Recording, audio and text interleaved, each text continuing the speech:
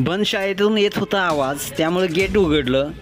पण आज जे दिसलं ते पाहिल्यानंतर मात्र सगळ्यांनाच असा धक्का बसला. असं काय घडलं, संपूर्ण व्हिडिओ पाहण्यासाठी तुम्ही आताच या SS ब्रोस्टाईल या चॅनेलला सबस्क्राईब करा आणि अपडेट देखील राहा. ही घटना उत्तर प्रदेशच्या मुझफ्फरनगरमधील आहे. एका प्राथमिक शाळेत खळबळ उडालेली आहे. ही शाळा बंद असताना त्यातून आवाज येत होता.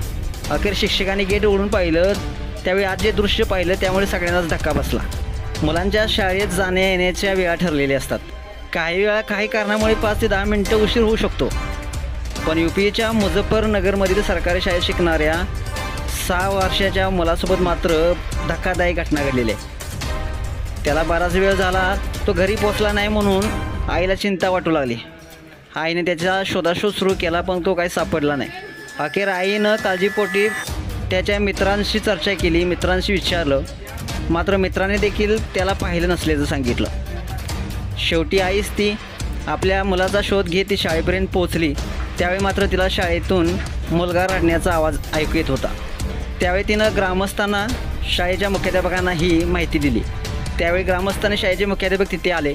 दरवाजा उघडून पाहिलं तर त्यांना धक्काच बसला, कारण की तो मुलगा जो घरात पोचला नव्हता, तो मुलगा शाळेमध्ये रडत बसल्याचं पाहायला मिळालं.